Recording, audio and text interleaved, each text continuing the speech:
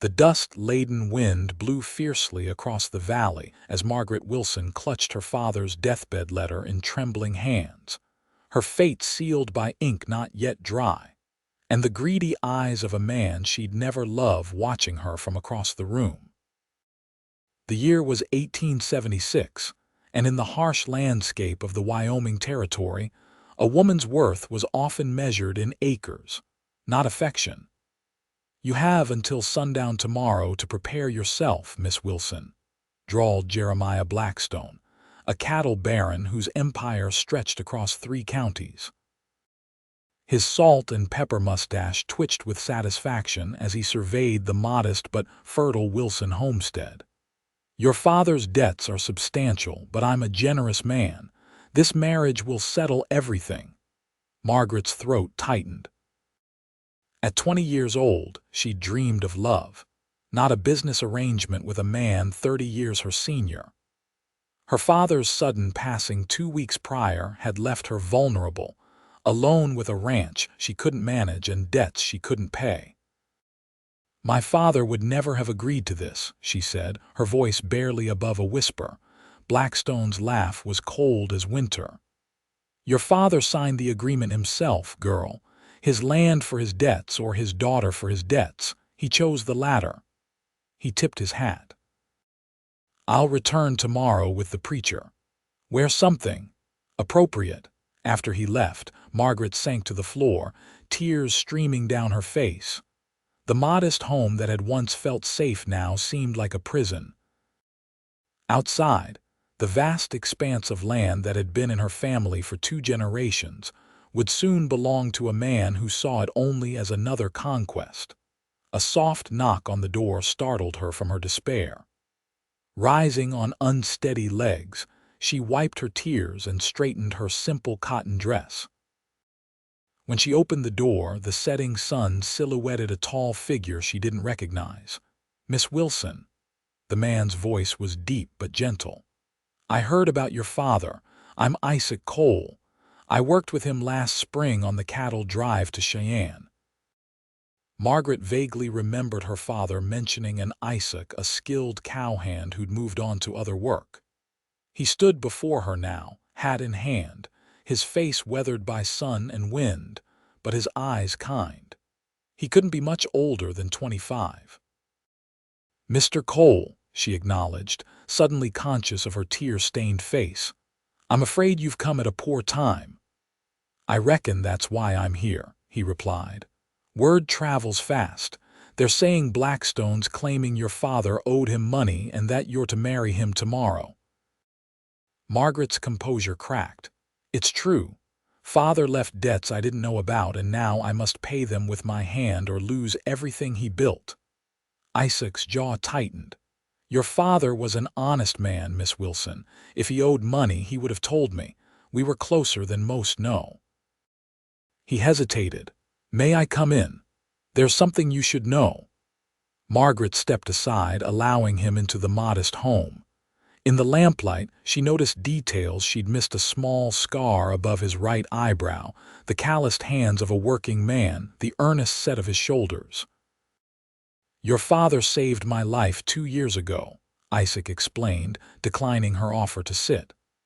"I was new to these parts, got caught in a flash flood. He pulled me out, gave me work when no one else would. We kept in touch even after I moved on." "He never mentioned that," Margaret said softly. "Your father wasn't one to boast." Isaac's expression darkened.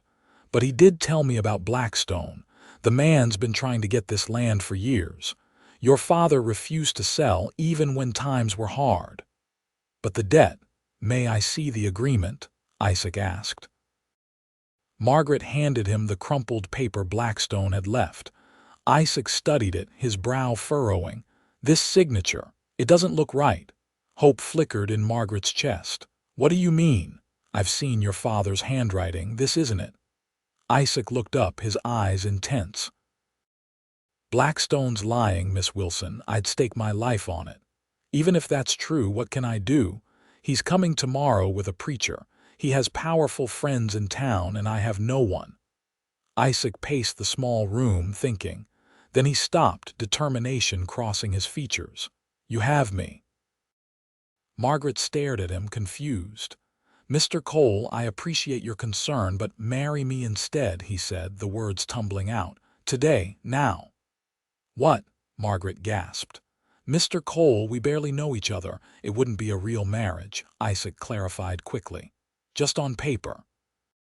If you're already married, Blackstone can't force you to the altar. We can annul it once we've proven the forgery and secured your land." Margaret's mind raced. "Is that even possible? There's a justice of the peace in town who owes your father a favor. He'd do it tonight. Ask no questions." Isaac's expression was solemn. "I know it sounds mad, Miss Wilson, but I can't stand by and watch Blackstone steal what's rightfully yours through deceit."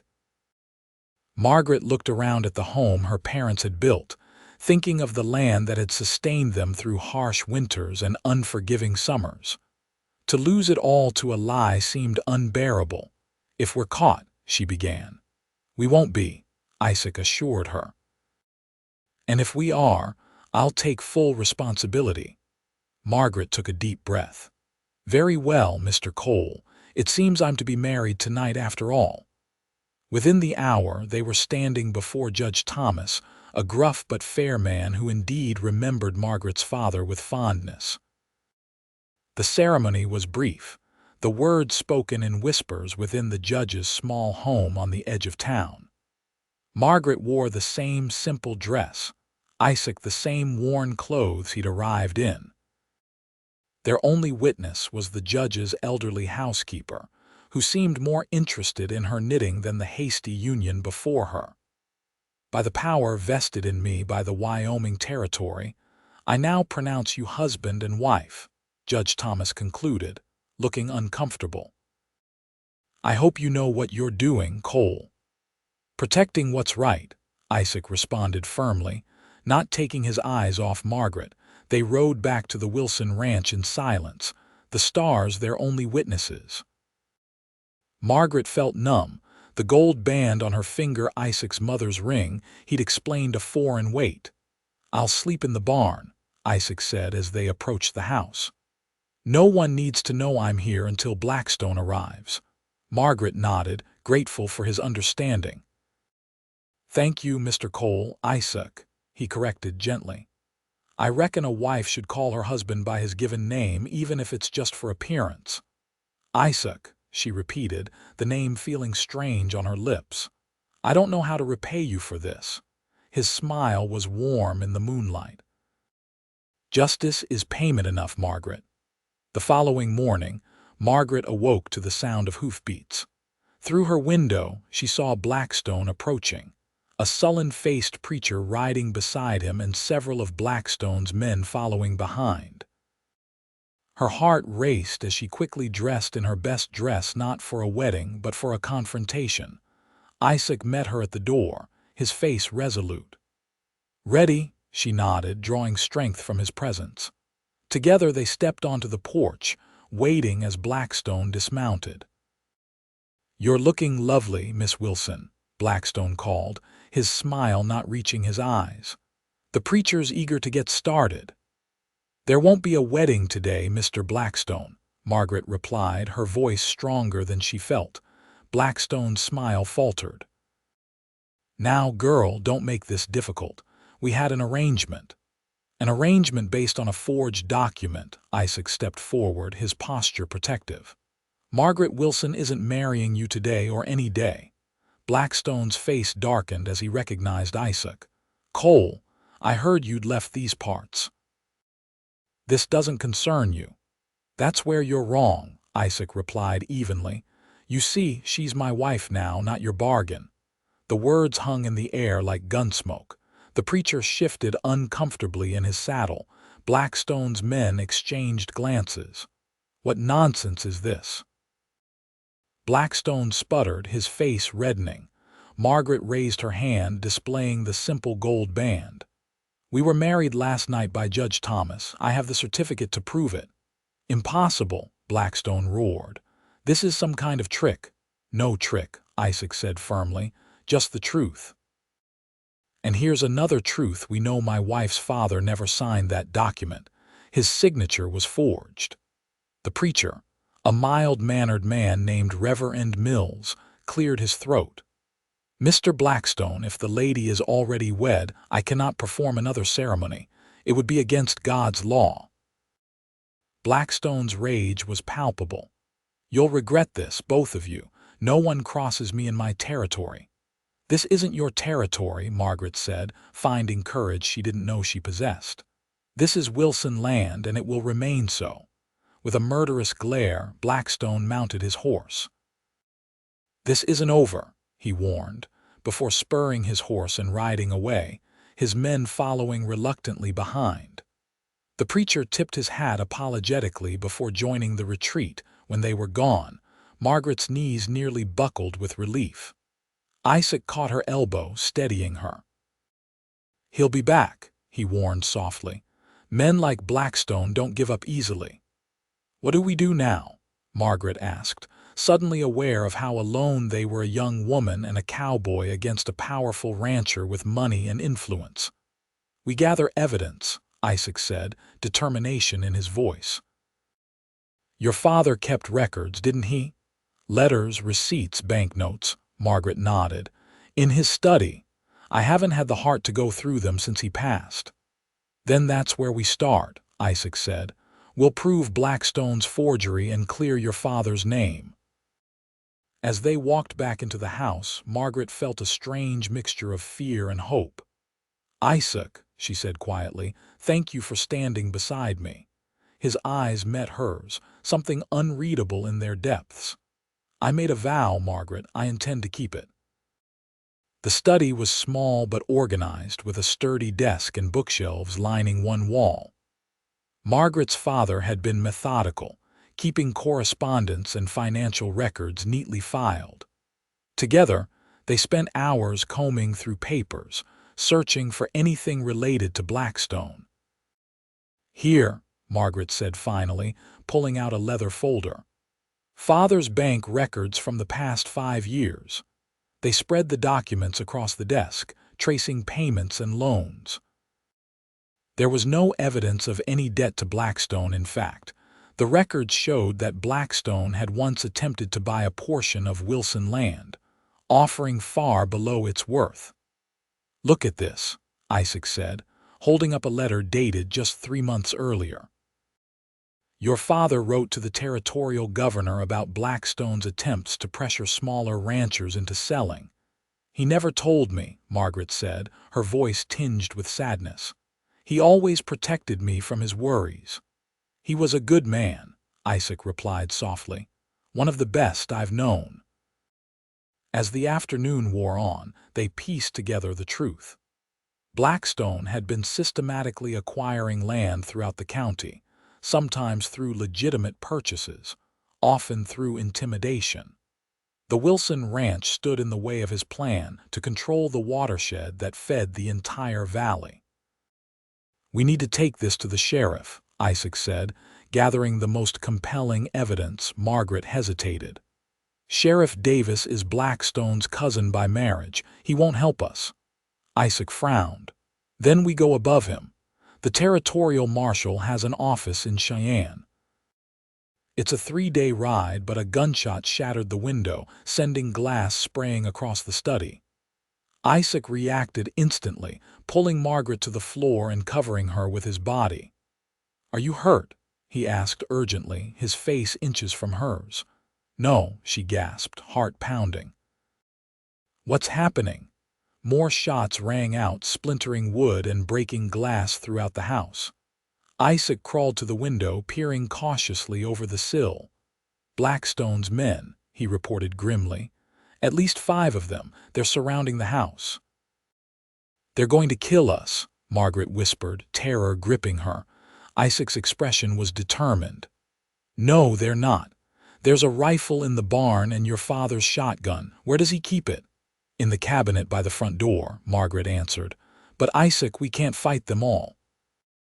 "We don't need to fight them all," Isaac said, calculating. "Just hold them off until nightfall. Then we can slip away to your nearest neighbor, the Hendersons, right?" Margaret nodded. "About 5 miles east." "We can make it," Isaac assured her. "But first, we need to get to that shotgun." The front door was exposed, with clear lines of sight from where Blackstone's men had positioned themselves. Isaac studied the layout of the house. "The kitchen connects to the front hall, doesn't it?" When Margaret confirmed this, he continued, "I'll crawl through there, grab the shotgun, and make my way back. You stay here away from the windows." Before Margaret could protest, Isaac was moving, staying low to the floor as he navigated through the house. The shooting had momentarily stopped, replaced by taunting calls from outside.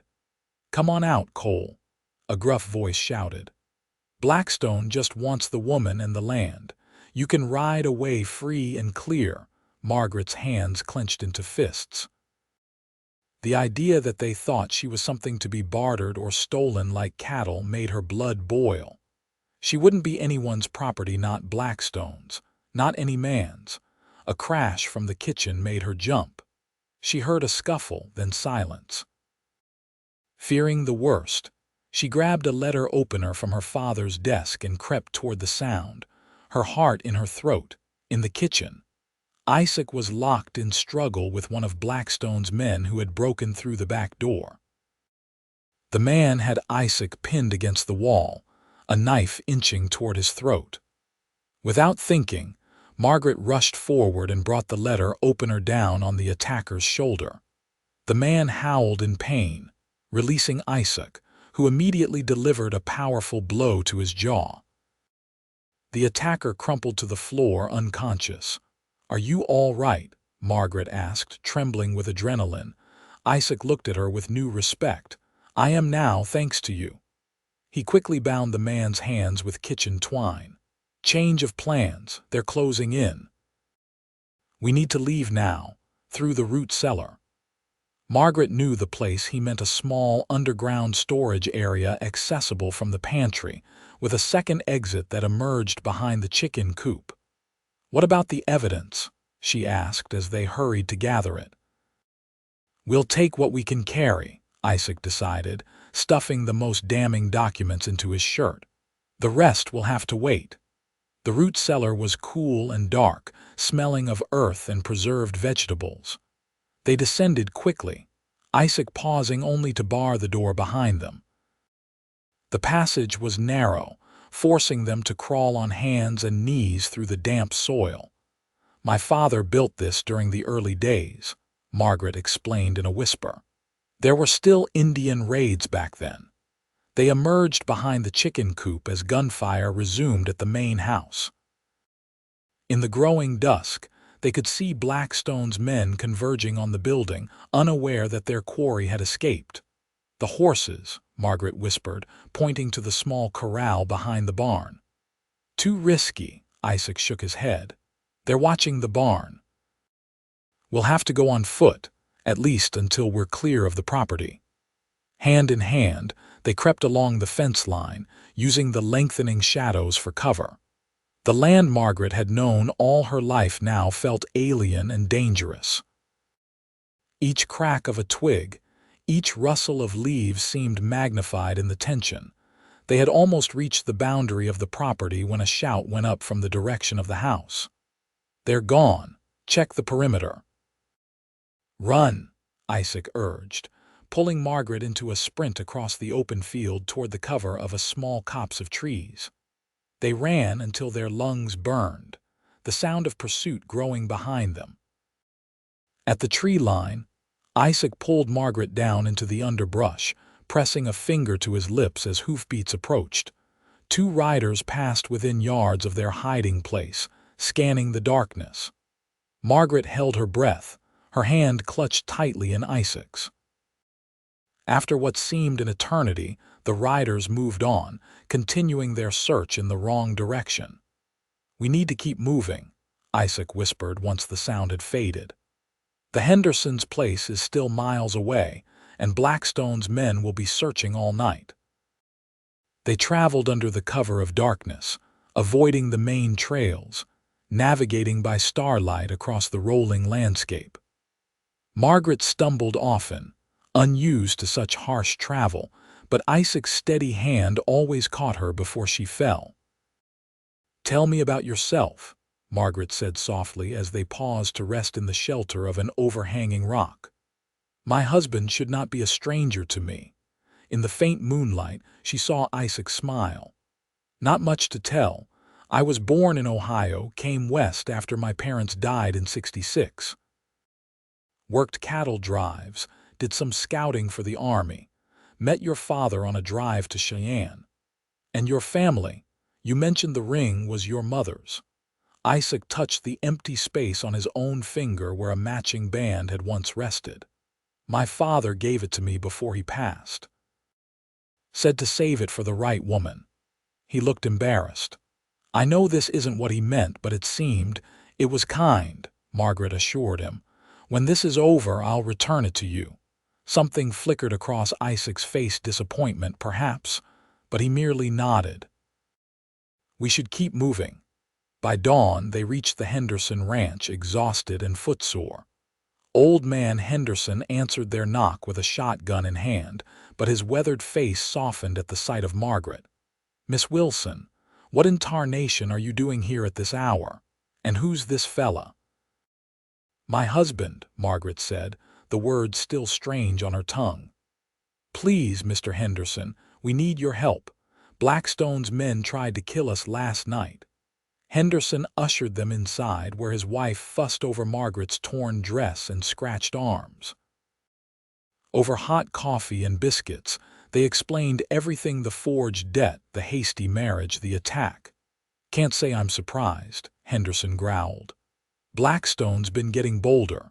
Ran the Millers off their place last month, but attacking a woman in her own home, that crosses a line." "We need to get to the territorial marshal in Cheyenne," Isaac explained. "We have evidence of Blackstone's forgery and his attempts to intimidate landowners." Henderson exchanged a look with his wife.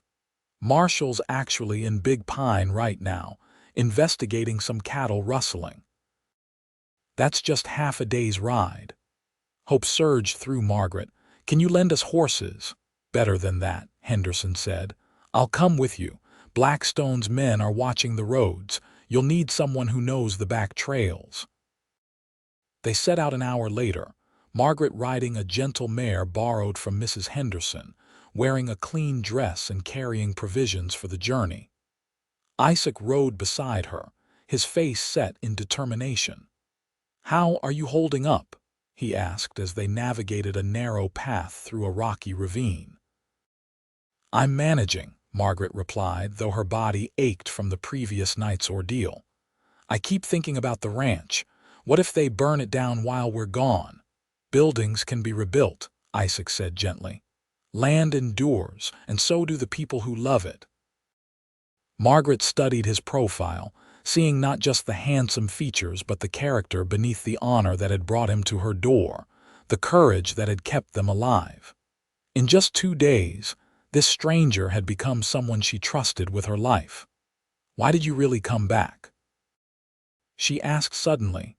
"You could have stayed away, lived your life without involving yourself in my troubles." Isaac was quiet for a long moment. "Your father wrote to me a month ago, said he was worried about Blackstone's intentions, asked if I might come check on things." His voice grew softer. "I was delayed. If I'd arrived sooner, maybe." "You couldn't have prevented his death," Margaret said, realizing the guilt he carried. "The doctor said it was his heart. It was quick, at least. Still, I made him a promise." Isaac looked at her directly, to look after what he cared about most. The way he said it made Margaret wonder if he meant the land or her. They reached Big Pine by mid-afternoon, a bustling town that served as a trading post for ranchers and a stopover for the stagecoach line. Marshal James Everett was staying at the town's only hotel, a 2-story building with peeling paint and a crowded saloon on the ground floor. "Wait here," Henderson advised, leaving them with the horses while he went to find the marshal. Margaret fidgeted nervously, aware of curious glances from passers-by. A young woman in riding clothes, accompanied by a trail-worn cowboy, was an unusual sight even in a frontier town. "What if the marshal doesn't believe us?" she whispered to Isaac. "He will," Isaac assured her. "Blackstone may have influence, but the territorial governor won't tolerate land theft and attempted murder." Henderson returned with a tall man wearing a silver star on his vest. Marshal Everett had the weathered look of someone who'd spent decades enforcing the law in unforgiving territory, but his eyes were sharp and assessing. "Mr. and Mrs. Cole," he greeted them formally. "Henderson here says you have a serious complaint against Jeremiah Blackstone." "We do, Marshal," Isaac confirmed, helping Margaret dismount. "And evidence to support it." They were shown to a private room above the saloon where Isaac laid out the documents they'd salvaged. Marshal Everett examined each one carefully, his expression growing grimmer by the minute. "This isn't the first complaint I've heard about Blackstone," he admitted, "but it's the first with such compelling evidence." He held up the letter to the governor. "Wilson was right to be concerned. Blackstone's been systematically acquiring water rights throughout the territory."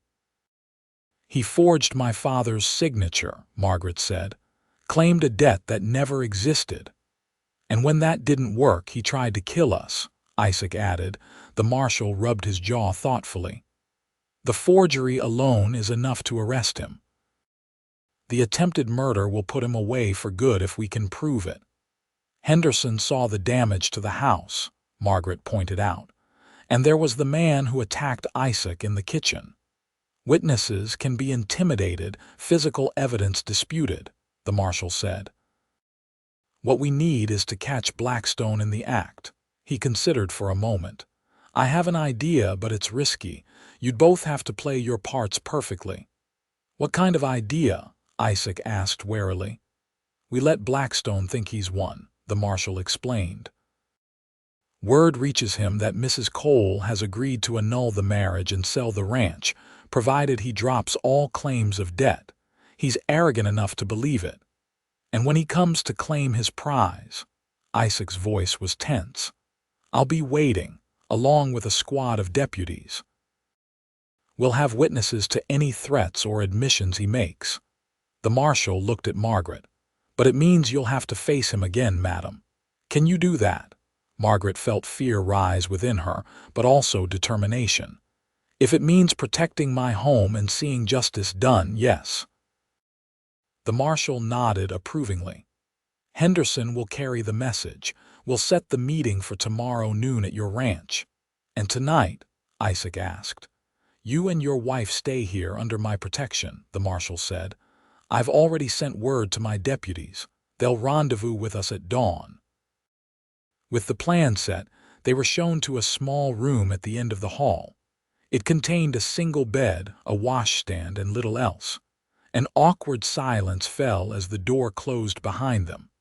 "I can sleep on the floor," Isaac offered immediately. "Don't be ridiculous," Margaret replied, too exhausted to worry about propriety. "The bed is large enough for both of us, and we're married after all." A flush crept up Isaac's neck. "In name only, even so." Margaret sat on the edge of the bed, suddenly overwhelmed by the events of the past 2 days. "I never thanked you properly, Isaac. You risked your life for a promise to a dead man." Isaac knelt before her, taking her hands in his. "Not just for a promise, Margaret. When I saw you standing on that porch, facing Blackstone with such courage." He hesitated. "I knew I'd fight for you even if your father had never asked me to." The intensity in his eyes made Margaret's breath catch.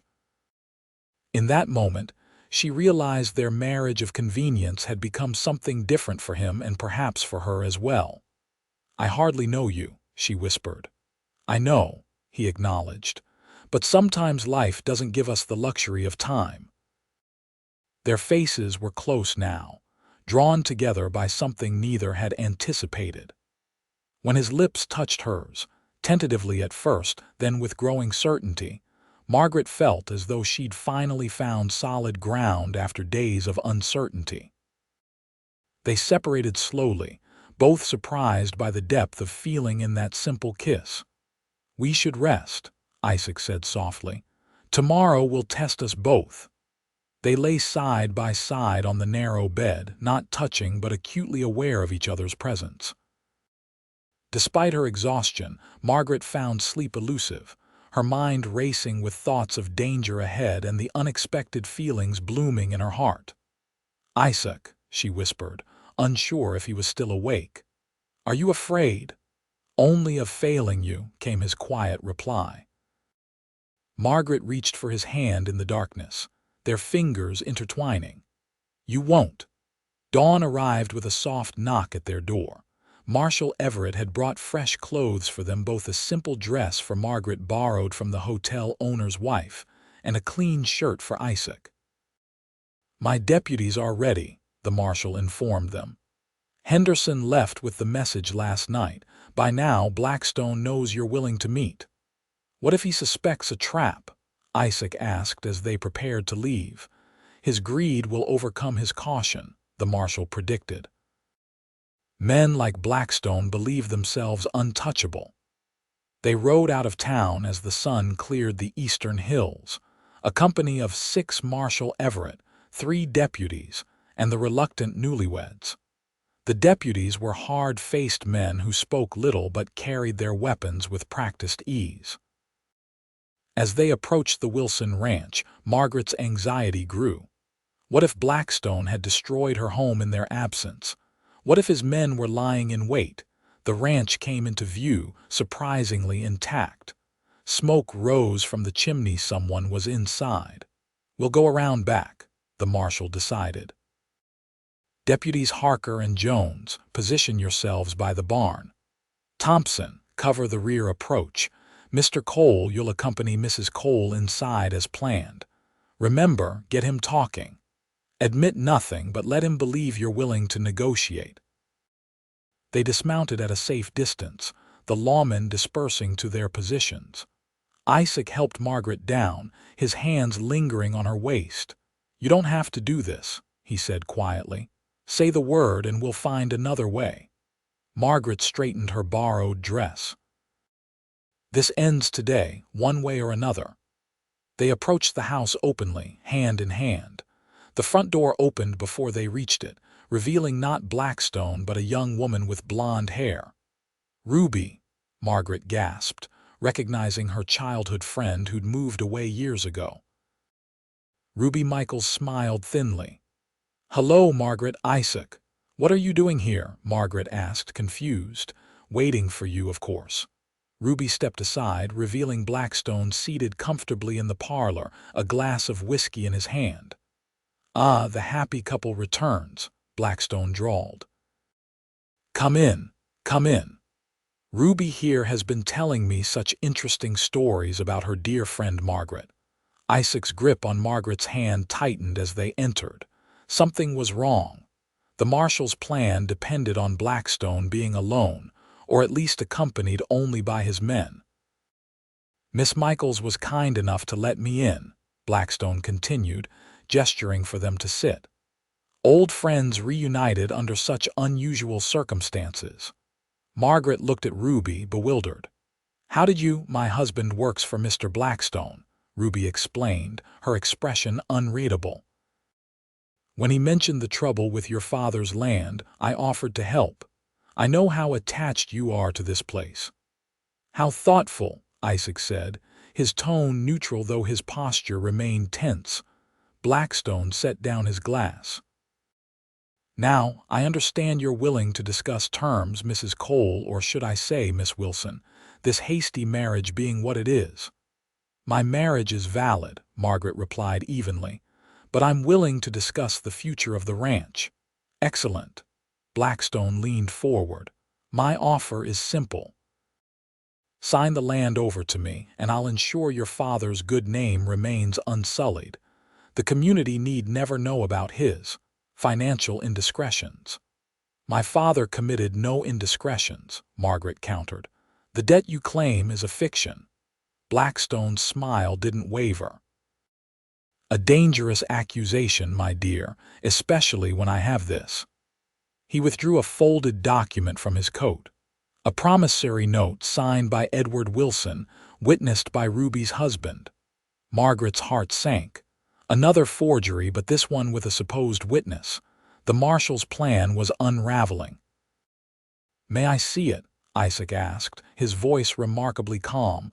Blackstone hesitated, then passed the document over. "You see, everything in order." Isaac examined the paper carefully, then looked up at Ruby.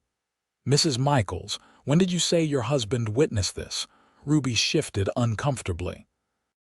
"Last summer when he was working on the new fence line." "Interesting," Isaac commented. "Because Edward Wilson was in Denver last summer selling cattle.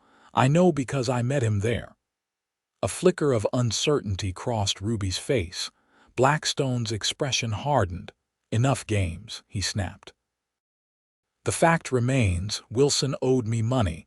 This land will settle that debt one way or another." "By forcing his daughter to marry you," Isaac challenged. "That wasn't part of any legal agreement." Blackstone laughed coldly. "No, that was merely convenience. A woman needs a husband, and this land needs a man's hand to manage it." His gaze sharpened. "But then you interfered, Cole. I don't appreciate interference." "So you sent men to kill us," Margaret said, finding her voice. "To murder us in my own home." "A regrettable misunderstanding," Blackstone demurred. "My men can be overzealous." "Overzealous?" Isaac's voice rose. "They fired on a house with a woman inside. They tried to stab me in the kitchen." Blackstone waved a dismissive hand. "Alleged actions for which there is no proof. Unlike this debt, which is well documented. With forged papers," Margaret insisted. "Your word against mine, my dear." Blackstone's smile turned predatory. "And in this territory, my word carries more weight." "Not with the territorial marshal," Isaac countered. Something dangerous flashed in Blackstone's eyes. "Marshal Everett is a reasonable man who understands how business operates in Wyoming." "Is that so?" A new voice entered the conversation as Marshal Everett stepped through the front door, revolver drawn. "I find that statement curious, Mr. Blackstone, since I've never discussed business with you." Blackstone's face drained of color. Ruby gasped, stepping away from him. "This is a private matter, Marshal," Blackstone said stiffly. "A simple business negotiation." "Sounded more like an admission of forgery and attempted murder to me," the marshal replied. "My deputies heard every word." Blackstone stood abruptly, his hand moving toward his coat. "You have no jurisdiction here." "Don't," the marshal warned, his gun steady. "I have jurisdiction wherever territorial law is broken. And you, sir, have broken several laws." For a tense moment, it seemed Blackstone might draw his weapon. Then his shoulders slumped in defeat. "This is a misunderstanding," he insisted as the marshal approached to disarm him. "I was merely trying to collect a legitimate debt." "Save it for the judge," Marshal Everett said, securing Blackstone's hands behind his back. "Ruby Michaels, you're also under arrest as an accessory." Ruby's face crumpled. "Please, I was only doing what my husband told me. He said Mr. Blackstone would take our farm if I didn't help."